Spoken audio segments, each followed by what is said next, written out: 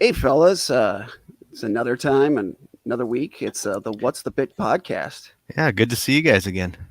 I wish I could say the same. Alex, Jordan, quick catch up. I know our days were garbage, so yeah, let's just get into it, huh? Like, let's not even try to catch up. I don't want Let's to. do I it. don't, yeah. I don't, No personal stuff, just kink. all right, just kink. Today we're going to talk about kink. That's going to be awesome. I'm looking forward to this. Um, so I suppose we're supposed to define this first. Personally, I define kink as like anything that has to do with like sexuality or sexual interaction that is kind of outside what you would classify as vanilla. So something to spice it up, something to make it a little bit interesting. Now, I definitely would also say that kink is different from fetish. Like, hmm fetish can be included within kink and often is, but fetish play is when someone needs something to be able to climax, like either like a particular action or some sort of clothing or something like that. And it like dates back in history to like medieval shamans that would have a fetish, and that's what they would make their magic with. So So then, like for a fetish, if I can orgasm without that, that means that you like I just have kink. You're just into cool. kink. So then I'm just into kink because I can orgasm without having that one thing that just does it for me. I mean, Exactly. is one better than the other? I would say that I wouldn't use the word better, but different. But like, I know that I personally would not like having a fetish because it's pretty limiting, and for some people, like their fetishes are a source of shame, and it's something that is difficult for them to come to grips with.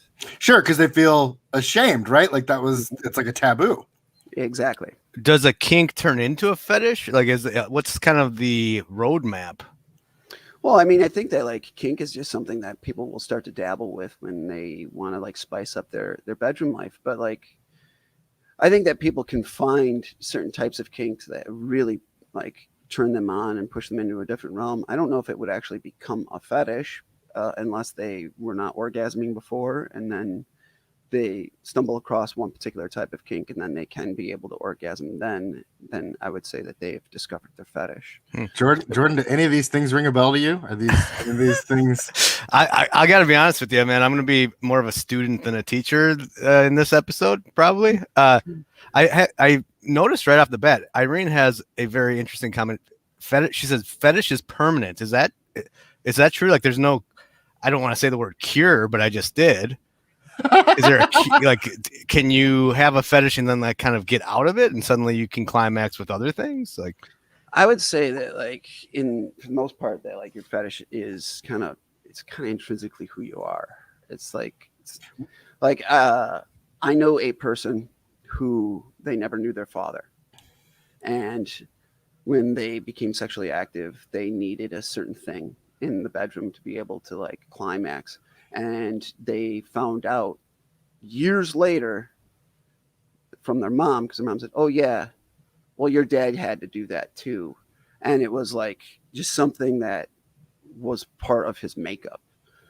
So Yeah, that's a nature issue. It's one of those things that seems like it's after watching like Queen's Gambit, chess was always very sexualized, and it kind of seemed like the girl kind of got off on playing chess as like her fetish. yeah, I mean, like it can be any number of different things. I mean, like, and also when we talk about kink, like particularly people like to bring in like topics of like BDSM or sort of like bondage, Thank you. dominance, submissive, or sadomasochism. Uh, and so bondage is like tying people up. Like power play is where you have dominance and submission. That's pretty self-explanatory. Sadomasochism is you either like to inflict pain or you like to receive pain because So you enjoy the sensations. I think that's an interesting topic because like as a person who likes control in my everyday life, like I think in the bedroom I enjoy being submissive, and there's something very interesting about that for me. Why is it that me being told what to do kind of turns me on, but in my everyday life, I don't like surprises. So that's really interesting, Alex, because I have a lot of thoughts and ideas on that particular topic. So, personal story for me was like I know in my dating life, I tend to date uh, women who have like anxiety or like some sort of like they get their like kind of shit together in the real world for most part. And what I've noticed is they have all of their life in their head at all the times, and they're like really organized and all of that sort of thing. But the last thing that they want to be doing when they get into the bedroom is worrying about like, how do I make this dude come? So a person who's very in control in their regular life, like in this particular case for me, was somebody who wanted to give up control in the bedroom because they're like, God, I just want to be able to relax and just come. And that was very good for me because like I have ADHD and my regular life is just kind of a walking disaster. But I know when I step in the bedroom that I know that I can take control and do what is needed to be done. And it's So a it's nice it's almost the roller coaster. opposite. Yeah, Yeah, it's yeah, almost the opposite yeah, is my thing. yeah, definitely. Jordan? And I would say if I had a kink, so I'm very vanilla in the bedroom. I mean, I've told you guys about this. I mean, most of those stories are for another day. But I say if I had a kink, I would probably say like what we're talking about. I would say that in the bedroom I'd probably lean towards I mean submissive. That'd be great. Just kind of not have to worry and let someone else do the thinking. I don't know. Just mhm. you tell me what to do and I'll do it. But per So, now, like it's enough, right? Is it missionary or no? I mean, it's not. It's not enough. I mean, that's a story for another day, probably. well, I think that what's interesting here is there is a difference between being a pleaser and being dominant and wanting to not have a lot of things on your mind and then being a true submissive because like there's levels to everything. But like for instance, like I know like personally when it came to kink for me, like it all sort of started with I enjoyed seeing women in like black lacy things and I was like that's really pretty freaking hot. And sometimes that's like that can be where kink starts. It's just, people will get in certain attire. I mean, there's role plays, there's people who cosplay and then it turns into like sexual role play.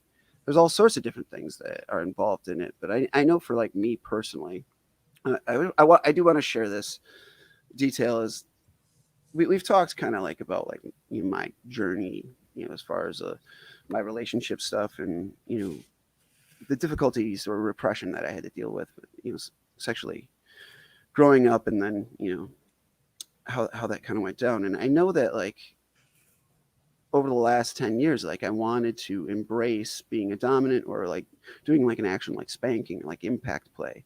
But every time I tried to like jump into it, I would have this knee jerk reaction, like negative feeling towards myself, where I'd just be like, I'm doing something that is hurting, my partner. And I would feel like gross or dirty or shameful about it.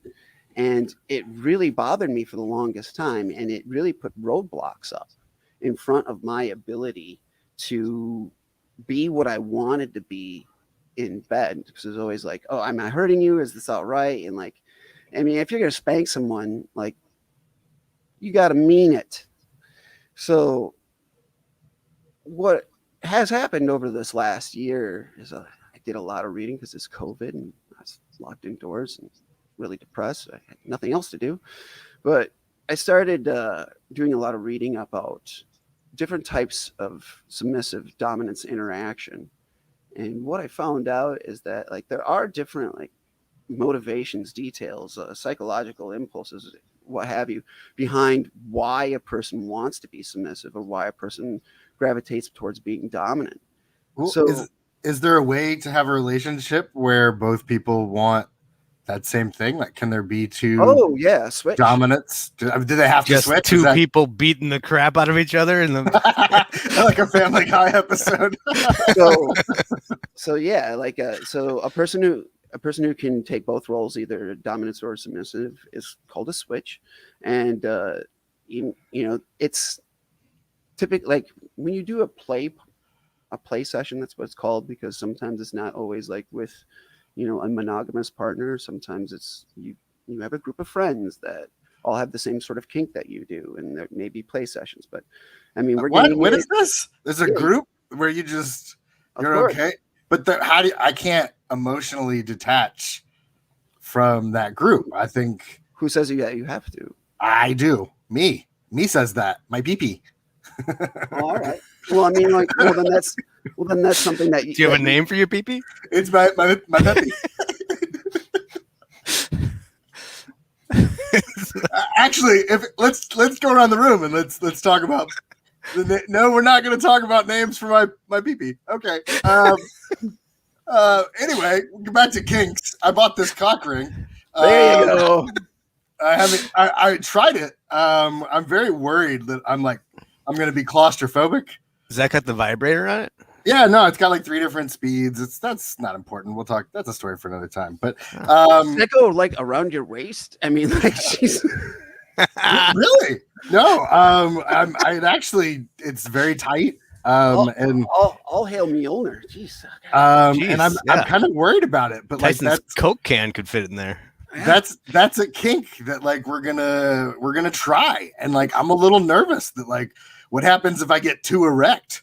Like, is that a thing? Can like lube will get it off, right? I'm legitimately asking for help. You guys are staring at me like this is a bit. This is not the bit. All right, so cock rings. I haven't worn one like that before, but me neither. I've only tried one other time. Yeah, they come off. I think I found mine. Yeah, I paid way too much, is what you're saying. Probably. Oh dear. Anyway, but yeah. So essentially what I found out about, like, you know, my journey with kink and that sort of stuff, and like trying to adapt myself to like impact play and bondage, and then even like thinking about, and while I haven't done this, but like allowing myself to be open to like consensual non-consent, which is a fancy way to say, yeah, there goes my brain. So that's what is commonly referred to as rape play, which I haven't done yet. I'm not at that level yet, but I could be, depending upon my partner. And that's when you need like safe words and stuff like that, maybe? Well, you're gonna need safe words for like dominance and submissive play as well, or like especially bondage play. You're gonna have like, you're gonna need to know what kind of things you're using to bind the other people. You should definitely do some reading, because like you're gonna want to use all natural fibers. Don't use synthetics. I've tried. They can over tighten, and you can actually harm someone. So you should have safety scissors on hand, that sort of thing.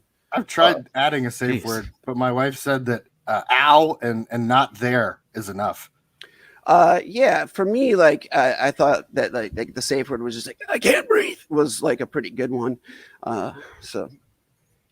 But what if they like the idea of saying that out loud, and that is a thing? It's a kink for them. Well, technically, like if you are saying a safe word, you're bailing on the play. So like that's not actually like part of the climax aspect. You should be able to find your climax without having a safe word out of an interaction. That's why they come up with the safe word, because like the hot thing for them might be to say no, something like that.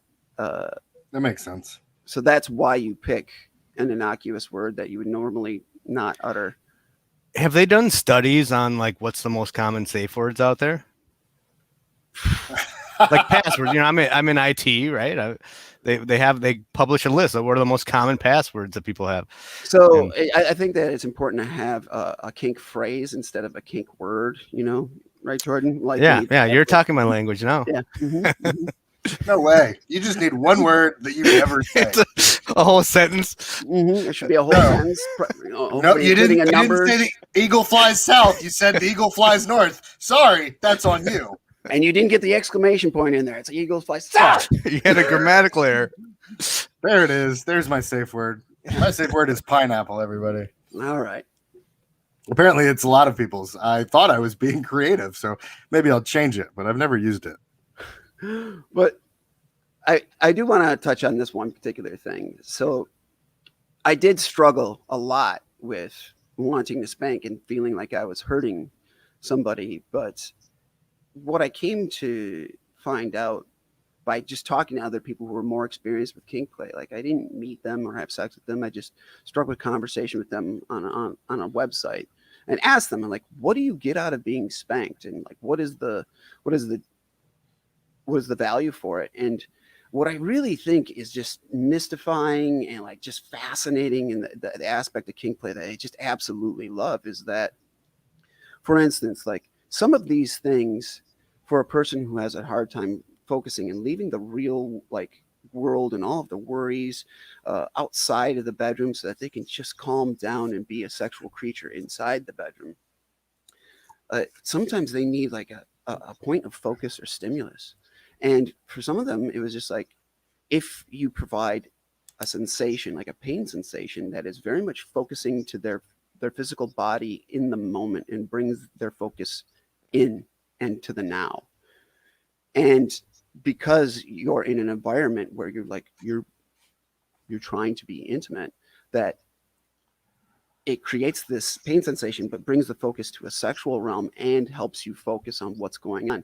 And it was very freeing for me to realize that, like, oh no, I'm just not spanking because like, you know, I want to hit somebody or hurt somebody, because that's not really the case.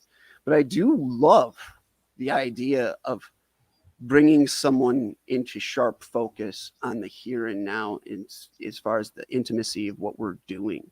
Mm-hmm. So like when I step into the bedroom as a dominant, if we're going to have like, you know, a submissive dominant play, which is not always the case. I mean, regular vanilla sex is still pretty fucking great. But like, but that's not what we're talking about. We're talking about kink. But in this particular case, like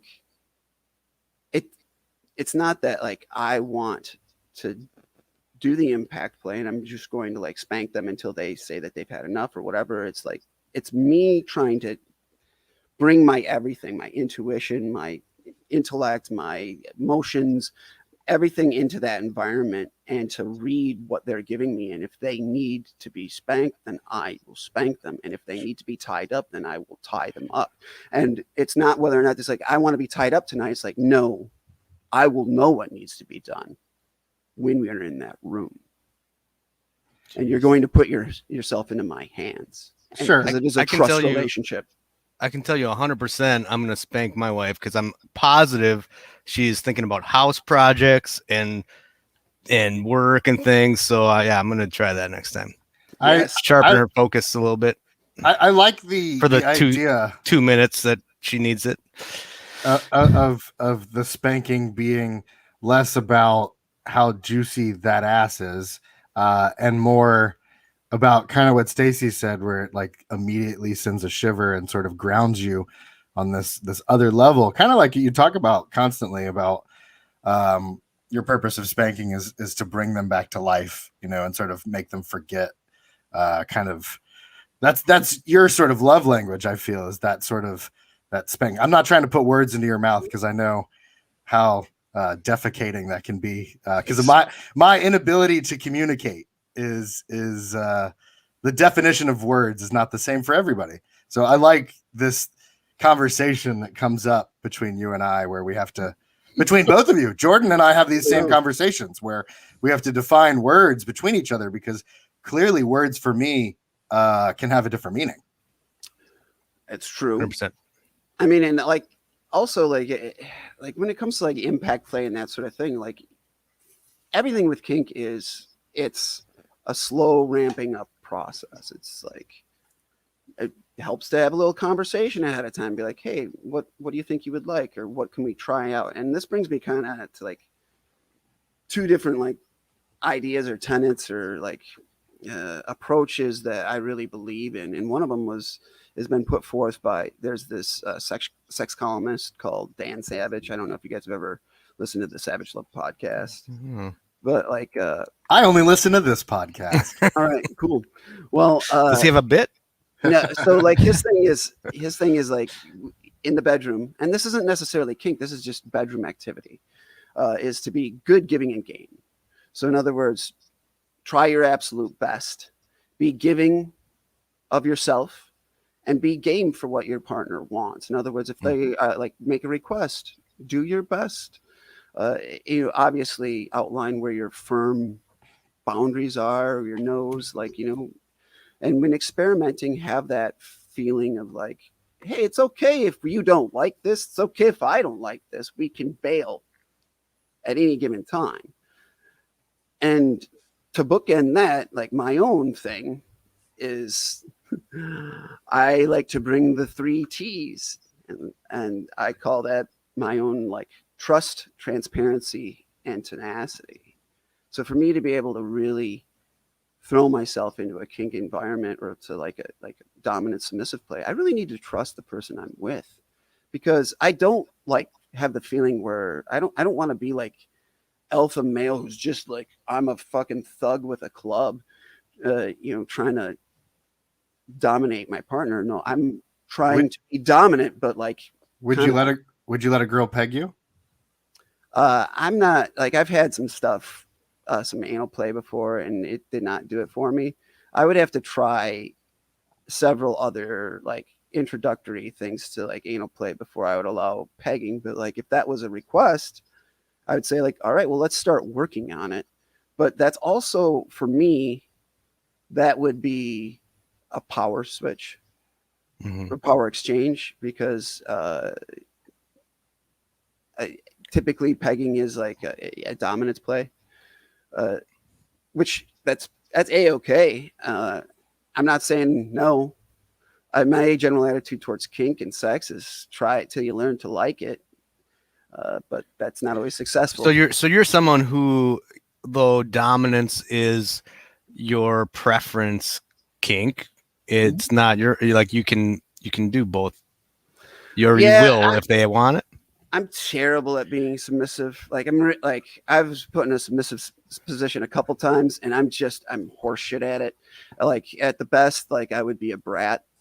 So a brat is like there's miles and miles of books and volumes of terms. There's a brat for anything. Yeah, but basically a brat is a submissive that like misbehaves and then has to be disciplined to be able to like be put in their place. And like I enjoy interacting with brats if that's like what we're going to like go into the event with. But like, can I just ask this real quick?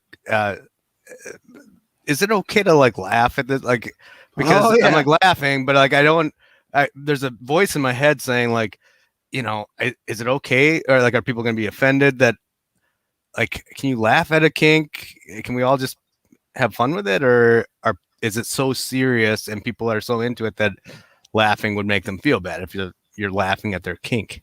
I would say that like kink shaming is not so good. So if you're having a conversation, but if you're laughing though, does that mean you're kink shaming, or you just feel awkward because it's not a discussion you've had a lot? Well, I mean, there's a difference between nervous laughter and you're like, you want to do what? And you're like, yeah. Well, okay, let me think about it, or like how we can do it. And then there's another thing to be like, you hear some aspects of age play and you're like, you want to be in what? And then you laugh directly at them. I mean, what is age play? Age play is where you age play. So age play is where you have two people who are like, of consenting age for sex, but they play a role and dress and take different levels of dominance or submission based on age. So they're trying to mimic something else. So typically it's like a little, like a teacher and a schoolboy or something like that. No, it's more like a parent and a toddler. And for some people that, or even smaller. So like this is where like you get into like people who like maybe their kink is to wear a diaper or something like that. And that can actually be a fetish where like they really can't get off unless they have like, a nook and a diaper on or whatever. But like those things for those people are really difficult to like express. And I would hate to want to like laugh at that. So typically when people are like trying to tell me about their kinks, I try to keep a straight face on it. But like if it's like you and your wife or a long-term partner and you're talking about it and there's some giggles, I think that makes it kind of fun because you're like, well, let's try it anyways. Yeah. You know, Well, what about what me and Alex just did? We both went like that, and that kind of is like, okay. mm-hmm. I mean, I'm sorry that was my first response, but I mean, I think everyone understands why that would be a response. Yeah, but is it okay to have that response? Like, Well, are we supposed to try to stay stone cold? Like, okay, that's the response we had. You can't not have the response. That was a visceral response. And then like both you and I were like, we both sort of went internally and we're like, this could kind of be construed as us being negative towards it, but really it's us saying like, we don't understand. Because immediately I started thinking about a real life situation like that. That's for sure. That's where it is. Because like, you think of the origin story, essentially, right? Yeah. That's just it. Because like, I mean, we need to also realize that kink is often talked about in kink play. This is a play session. There is a suspension of reality, or not always, but there can be. And I'm not like, honestly, like age play is not for me. So like, I'm in your guys' boat in that regard. But like if I was to talk to somebody and that was their thing, chances are they already feel pretty uptight about it, and I'm not there to like make them feel worse. And if they were able to tell you that, it means they trust you. One of the 3 T's. Exactly. And when like, you know, my like trust, transparency, and tenacity, like when I want to trust somebody, I also want to be transparent with them about like everything that I want. And I want to like realize that we are like, I'm going to present stuff that I want. And it's okay if they laugh at me. And they're gonna present stuff that they want, and it's okay for me to laugh at them in the aspect of we're just being really completely transparent here, and that's okay. But we're going to have a no like carrying on shame. We're not going to like take any of that sort of stuff. Let's talk about that though. In my personal life, I sent it's not a dick pic, but like it was a very suggestive pic to my wife while she was at work, and it fit in the camera. Yeah. She get a wide angle lens for that? I mean, like, it's a fisheye lens. Anyway, panoramic. So she laughed. Her visceral response was to laugh, and she got home, and I was like, so what? Like, I didn't know what the response was supposed to be, but like, I felt like I probably shouldn't do this again because you thought it was funny, and it's like, well, I mean, let's be fair here. I mean, it probably looked like there was like an overstuffed possum like in a sock. I mean, like, it's just like, I don't know, get something that fits. But we had to talk about it because I was like, I'm feeling a little insecure that like you didn't want to like jump my bones when you got home. You thought it was funny. But it's new, you know, like it wasn't something we'd ever really done. What did I say? I mean, do women even think that penises are attractive? I mean, I think some do, but like, I mean, if you send somebody like a picture of Kevin Pollak in like a squirrel shirt, Kevin Pollak holding a baby of Kevin Pollak's baby. Anyway, so that was a conversation I had to have because that was the response. And she was like, "No, I love Pepe. He's great." But she didn't know what to do. But she wasn't trying to shame me for doing it. So with sexting, it's kind of interesting because like it's not something that I have a whole lot of experience with, but I don't know. Sometimes it's hotter to have a picture of them and be like, I'm looking at this right now, and send them that instead of, here's my fucking. Because, like, I mean, honestly, like, I don't really think like the human penis is like that gorgeous. But like, if you like say, hey, you know, this thing you shared with me, I'm looking at it right now. That can like kind of engage that sort of thing. I usually wait for them to ask. My pictures are very tasteful. Don't you worry. So it wasn't something that was like, I made sure she was at lunch. You know what I mean? So you wanted to make sure she had a full belly, or was something in her mouth, or like you were hoping for a spit take at this point? I just wanted to make sure she was sitting down. Here's a question for the chat. Has anyone ever requested a dick pic? Ooh, good question. While we wait for the answer, people gave us kinks, so I thought we'd go around and kind of see what our kinks are. I thought that would be a fun little game. Oh yeah, let's go for it. So virtual sex, yes or no? Yeah, I've done it and do it. Okay, Jordan. Virtual sex meaning like VR? I think it means just It's like where you get laid by Cortana. No, it's where you fuck somebody over a chat window. Oh no, never. Is that via text? Is that video? All yes. Of the answer is yes. Got it. Yes. I'm gonna go with a yes on that one. Dominant or sub? Dominant. But you're into either one of those. So, Jordan. Yeah, probably sub, but there's a backstory there that would probably for another day, maybe, or today. Who goes? Today's the day. You've done that. You've used your story for another days. You've used them up. I'm not letting you get away with it anymore. Well, I mentioned to you guys before, I think off camera, like that that there's some things like where I don't feel like things that are in my mind that maybe like I have to kind of get in touch with my mind and my fantasies. Like, so right now I would call them fantasies, not kink, because they maybe live in my head, but I currently feel like I respect my wife too much to do it. Like I feel uncomfortable. I don't think that she would. I feel embarrassed, maybe a little shame. Like, and this goes back to maybe some of our things that we've grown up, how we were raised, and things where it's like, so when you say dominant, I think I currently could not picture myself being dominant with my wife. I don't know that she would want that. I would be embarrassed to do that. I'm not. So that's the lens that I'm coming from, where if I think about my fantasy of, I think submission is probably more my play, because I think I can be pretty like aggressive normally, and I connected with what you were saying earlier, Tyson, where it's kind of like different.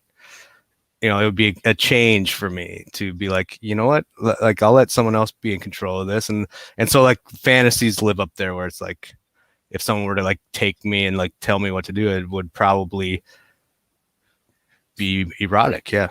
So then the question is, how do we get this in the conversation between you and your wife? Because that's the missing step, right? Well, I mean, like, we only got like a hour show here, man. I mean, like, but I mean, that might be a topic for another day. That's what I'm saying. Like, we're diving into. But is there a way to like show a movie that kind of brings up a topic where you're like, hey, that's weird, right? That's not weird. Is that weird? That's not weird. Yeah, I feel uncomfortable watching sex scenes with my wife. Yeah, I feel like I should be closing my eyes, and so that she sees. Like, I'm not looking at another woman. So Jordan, I don't think that you're alone in this. Like, in psychoanalysis, they have this whole thing. It's called the Madonna.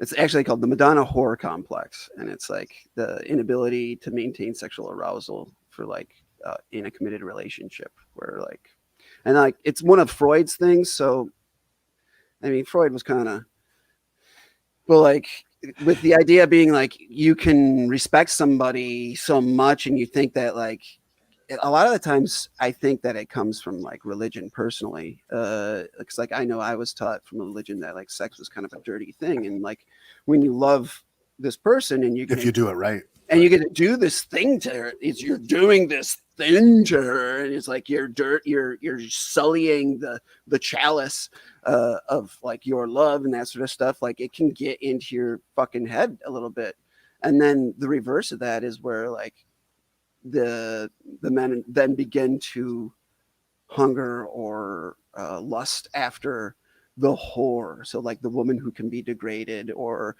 not even degraded, but like just, made to submit and like, be their sexual plaything. When in reality, like people are people and you can respect someone. I respect the people that I have kink play with a fuck ton. Like I trust and respect them, and I realize that they need to be fucking tied up and spanked because that's what's going to help them. And that's what's going to be awesome for me as well. So it's actually me being respectful to what their true desires are. And that's a hard fucking thing to like deal with. Like Sure. I know that I had that problem with my second major relationship where like we kind of got like it started off kind of dirty and like on the edge, and then it got to the point where like it was like, oh well, we lived together, and I got in a routine. It was a good routine, but it was fairly vanilla, and that's not what she wanted. So she looked elsewhere for it. Would you say you were into bondage? I would say that I am into doing the tying now. Okay, sure. Jordan, what about you? Are you into bondage? Yeah, I could be into it. I mean, I've never spanked a woman, but I've watched women get spanked, and I like that. Sure. Yeah. I think I could do bondage. I could also be a dom or a sub, depending on. I think I'm a switch role, depending on the situation. So that's. What about orgasm control? I definitely think I practice like not coming and then stopping, and like very tantric for me. What about you guys? Yeah, I try to do that as much as possible. But like for me, like orgasm control is like, it's also controlling the other person's orgasm, and I kind of tend to go out the other direction with trying to give as many as possible through other like various means, because Sure. I kind of enjoy being able to like take them over the limit. I agree. That's definitely a goal I have. Trying to see how many orgasms I can fit into one sesh, as long as I don't use that word. Jordan, what about you? So for me, I used to do that. How many orgasms I can squeeze into a sesh? Cool. So what about when you were a young man? Like we were all young men at one point in time, and like I was very generous as a young man. Yeah. So like I remember being a young man, and like I could like jerk off, come, and just keep going, and just come again, and like one day I got 4 in a row, and I was just like, that's amazing, and like all of that capability was wasted on like not having sex in that like kind of like limber. So the orgasms we squeeze into a sesh, are we talking about mine or hers, or ours or hers? Because I thought we were talking about hers. We're talking about hers, yeah. I mean, why not? I'm a one and done, man. I don't know. Maybe when I was younger, yeah. So I have a question for you guys. Do you guys ever experience the non-ejaculatory orgasm? I can. It's very rare. I've definitely been able to feel it without, but there's still not that release. Like it's still in there. So it's like, I'm still going to have to go in like 15 more minutes, but I definitely went. Like I definitely felt that rush. Yeah.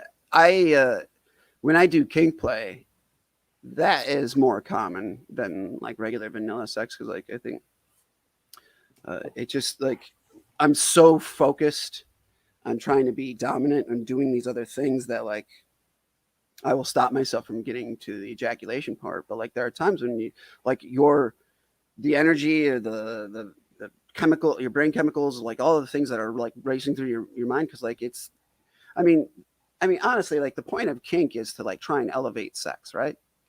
I mean, what if you don't need why to? we try to do it. What if it's good enough? Then why fucking do it? I don't know, to try new things. I'm a fan of trying new things. I was just saying there are people out there. No, but it's 2 different people. It's 2 different points of view. One is my point of view. I'm into, let's do this once and see how it is. Maybe I'm into feet, but I don't know. I don't think I am, but you know. I mean, I can tell you that I had a kink adventure that it didn't work for me. Which one? What was it? Tell So me. there's a whole real long story about it that I would prefer to do in a performance venue, but like I'll give you guys the cliff notes. So I was really depressed, and I answered an online ad because I was looking for like a rebound type engagement, and no one was buying what I was selling. So I ended up answering an online ad for it was an older couple. They were like 10 years older than I was, and it was a cuckold and hot wife. And I was supposed to be the bull in that particular situation. And they said, and the way that they wrote the ad was cuckold and hot wife looking for a bull must be willing to role play. And the reason I answered the ad is because I was like, well, I played a lot of D&D growing up, and I was like, that shit ought to get me laid at least once. So I answered the ad, and I wrote out like a whole story and did like some graphic design. I made like a campaign logo because I made like a little like the scenario was the cuckold was running for office and that I was going to be the source of money for his campaign. And I showed up in character and spoke with an Irish accent the whole time to like sell this character. And then I brought them back to my apartment, and like when we went to engage in it. Now, I will be honest, I was very, very nervous. I was very, very nervous because I'd never done that sort of thing before, like a male female threesome. It was primarily supposed to be like him watching, but like I had a flask of whiskey, and I drank the whole flask of whiskey like in the prep because I was so nervous. So I kept on trying to like keep myself loose. So when it got back to the bedroom, things weren't working. Yeah, of course. So like I like tried to stall, and like I don't know if you've ever tried to dirty talk in an accent, but it like No. it makes it a little bit more difficult. It's just like, oh Susie, you've got a brilliant vagina, and like you've got a fantastic fanny. You've got a like, fabulous Irish accent, by the way. Yeah. I'd love to hear it on a flask of whiskey. Yeah, it's pretty good. It's pretty good. But like, why does that do special things to people? I do not understand. I don't get it. I can't tell you. What's the bit with the Irish accent? It's just an accent. Like if I were to do an Italian accent, would it be like similar? Is that okay? Yeah. All right. Yeah, it's an accent So this from guy wherever they're not. So this guy got pissed off because Irish boy wasn't doing his thing. No, he was into it. He was like friggin' like, so like I was trying to go down, but like the entire time I was like tasting the whiskey and like the pork belly bites we had at dinner. And I was just like trying like not to like puke like into her brilliant vagina. And I was just like, and then I kind of heard in the background. And like I shot a glance over, and he was just like super naked and super like just, whew. I saw the source of his like confidence from earlier in the night. He was so I was I'm just with like, you. I don't think I could get it up. So that wasn't your cup of tea. That wasn't, but like I still wanted them to have a good night because like it was a fun interaction besides that. So I'd kind of set it up so I had like a way to bail out, but I was like, why don't you keep her warm for me while I go tend to some business? And then like I left the bedroom, and then he made that floating noise as he jumped onto the bed to like fuck his wife because he was like really into it. And then I heard this like the echoing sounds of their copulating throughout my apartment while I hid. And then when they got done, I was like, I didn't want to talk to him, so I just went to the bathroom. And like they're like knocking on the door. It's like, "Are you all right in there?" I was like, "Oh, I'm fine." You stayed in character. Well, yeah, that's the best part of the night for me. So like I let him leave, and then I finished my game at like Candy Crush, and then I went back upstairs, and like it was like a Jackson Pollock painting on my bed. I was like, "Oh my god!" But they did leave me $50. So I don't know if that makes me a sex worker or not. Yeah, I think that's worse. I think at least I'm affordable. That's that Wisconsin thrift. It was definitely to clean those fucking sheets. Yeah, I had this conversation with my wife, I was like, let's figure out some kinks, like I want to figure out what are you into, what I like. And she was like, honestly, when you try new things, it annoys the shit out of me. And I was like, good to know. I was like what we do is enough, but like for me, like I'm interested in seeing what else is out there, and like maybe, just because why not? I haven't tried it before. Maybe I do like it. But she's like, I like what we do, and I don't need whatever. Like, you got to stop doing that thing that you're doing in the middle when I like it, just because you think it's new. Now, this is a really good, interesting aspect here. Because like we're talking about being good, giving, and game. That's a two-way street. Like your partner also needs to be giving and game for the things that you want to do. And like, you meet in the middle. It's just like, hey, guess what we got tonight? Like a room full of little people with cameras. And like, I mean, like that's not like Are something you that spying you just on me? That's not something that you like. It's the third G. Yeah, exactly. Yeah. It's a game because like, they all come out in like softball uniforms. And it's just, like there's 11 of them. And like, anyway, it's like I'm catching, but like that's I would say space it out, but like I think that it's important for people to have a spirit of wanting to try new things, or at least indulging the other person trying new things, and to like have some sort of like middle ground. Like maybe like every fourth time you get to involve kink, but like the other 3 times it's just straight plowing missionary. She was raised very Christian, very religious, and so was I. Very little trauma. Trauma has nothing to do with kink. We're gonna throw that out there right now. I'm just saying. Say like, oh, those people who are kinky and into fetishes, there was a Patton Oswalt line. It's like their dad must have fucked them with a Garfield mask on. It's just like that's not a fucking thing. I just love that line from Patton Oswalt. So like sex education wasn't a thing. She wasn't allowed to look at porn. Like there was certain music she couldn't listen to. It was very religious, very off limits. And everything that you're saying right now is nurture. And I know that you're a guy who's into nature. So riddle me that. No, I'm just saying she doesn't seek out more than the other things that she already has in sex, because it's not something that's ever been educated. It's not something that's been presented. So you have to have the conversation in order to see what you're into. And this kind of goes back to what we were talking about. How to introduce it. Yeah, when communication, 100%, it's a communication thing. And that's where it's like, yeah, that's why I struggle. I'm in a place where I'm not in a communication place with my wife on these things. I want to be, and I'm trying to figure out ways to do it.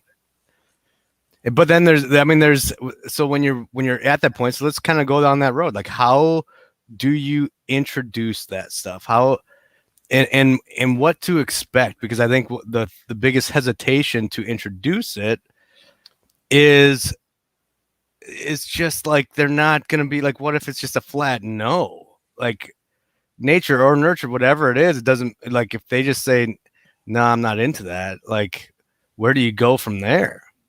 I think that like in that particular case, like introducing new ideas into like, people fear what they don't know. And I think the best way to address that is with knowledge. So maybe before saying I'm into this, you can just be like, hey, I'm doing research on this thing. Did you know about this? And just explain it. Or see if you can like have some sort of communication where you just establish what the things are before you say, well, I'm into that. It's just like, hey, did you know that there's like this whole thing? And maybe we can just explore what it is first. And kind of like, sometimes I think people just need some time to like warm up to the idea.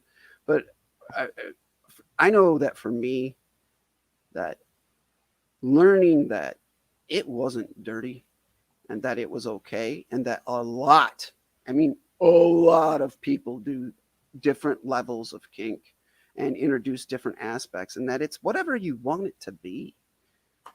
I mean, I think a lot of people introduce kink through role play because they'll have like some sort of like literature or movie that they really like. And like somebody dresses up and they act out a little thing.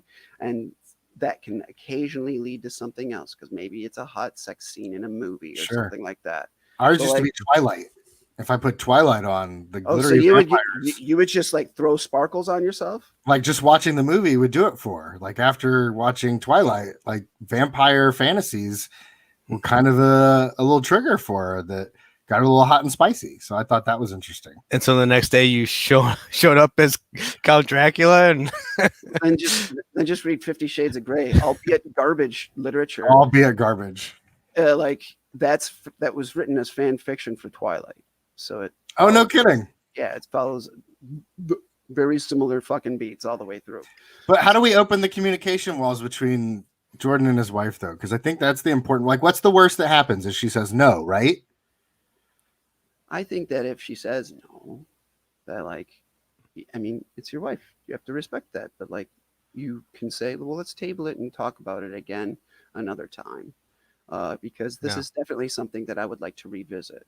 I mean, I think that like, there's no right answer being established at the front end of the conversation. Like, there's no right answer to whatever you say. You right? Say yes, no, whatever. There's no right or wrong here. There just is, and whatever it is going to be okay. Well, let me ask you this, because we're running out of time here, and one thing that really popped up in my head is is there any time that kink can be unhealthy for you, for a person? Well, I mean, it depends on the nature of the kink, because like some kinks, like there's cutting, and like I would say that blood loss is probably, can be risky at times. Water sports or defecating, that sort of stuff. I think those things could possibly be unhealthy, but like, all of that sort of stuff, you're gonna have to like take precautions. Do you think there's like in general, like in some ways, I think it was presented to me like it's like a gateway drug kind of a thing. So you kind of dabble in it, so then it leads to this, and then it leads to this, and then pretty soon, you're choking yourself with someone peeing on you. Like sure. That's sure. That's kind of it just is kind of the thing, I understand what you're saying. So like there's, I don't know what it is in the brand. Is it dopamine? But like there is like, yes. I know with ADHDers we're like low on dopamine, so like we're constantly looking for like something that makes us focus more. And when it comes to kink play, these sort of things that create extra focus on what we're doing, like increases dopamine. That happens in the regular human as well, obviously. So it is possible to become hyper focused on kink because you have an elevated state of sex, and it can make you want to focus on it more. It's just like playing a really satisfying video game. It makes you want to play it more. But let's also realize that we are humans that have self-control. And we can exercise self-control many different ways. Yes, it could be the gateway drug, but also, who cares? I think it's like being choked and being pissed on probably ain't that bad. Like if you're coming, who gives a shit? It's just the opening conversation. That's all. It certainly can get dangerous. It's like you got one guy who it's if there's not communication, well, like if it's like they're not going through they haven't talked about it enough, they start choking someone because it's something that they get off on, but they're not, and they didn't set up a safe word. So like there's it's almost like you say there's we have self-control, but maybe I think what you need self-control with it. Like you need to be. Yeah, I would say when you're like involving potentially harmful types of play, and let's remember, kink often starts off with just someone putting on a pair of pantyhose or like something black and silky. It could be It could be a smoking jacket or a tie. Like it can be something that Or is could so it be a simple. redhead? Sure, it could be a wig. It could be maybe a shave. Who knows? It can start with something fairly innocuous, but when you get into the like impact play choking, and there's different types of choking. There's a blood choke. There's an airway choke. There's just controlling the neck, where you're not really trying to choke them, but you are controlling their body because you're holding on to their neck. Which Like goes back to the T, trust. Yeah, they're all So- different things, but you establish those through trust, and then you learn how to play. And it's important that, I mean, I think the bit here is it's like pro wrestling. When you're in the ring with somebody else, you want to know that they're not going to hurt you. You're going to put them yourselves in their hands, so like when you get that snap suplex, that you don't like break your fucking neck. Right. You've also planned out who's going to win. Exactly. Maybe you know, they're Royal Rumble so- style. So But there's Kink some is like wrestling pro around. wrestling, Kink Yes. is like pro wrestling, That's it. and I'm Jake the Snake Roberts. And I'm John Cena. You can't see me. and I'm all the jobbers. I just like I'm every single jobber that's ever been. For those of you who don't know wrestling terms, I'm the one who gets beat. I mean, publicly, like privately, that's not the case. But yeah, essentially, you But you're have right, to you're both- trust. Go ahead. Oh, I was just gonna say, like with the pro wrestling thing, I've got some friends that do it, and yeah, like when they're doing those things, like it relies on both people participate. Like when they're doing a suplex, it's not just one person lifting someone up and slamming them. The other person is also holding. Like there's a mutual thing going on that allows it to look like it was a real slam. You know? Well, hell yeah, you gotta you need to know how to post off of the other person and like work. You need to work. I think of it a lot of like dancing. I love ballroom dancing. I'm a good lead, but like I need to have someone who knows how to follow. So like when I move their body, that they move with me, and they're not like, "What are we doing?" Like. Right. And at the beginning, there's the, oh, I'm going to come at you. I'm going to get you good. I'm going to take you down to the mat. It's the foreplay. Yeah. beforehand.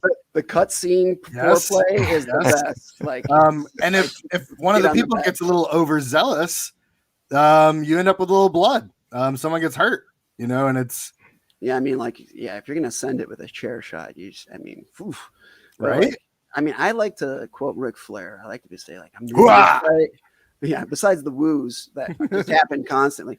But it would be like, I like to say that I'm the oldest, I'm like Space Mountain, the oldest ride in the park, but I still got the longest line.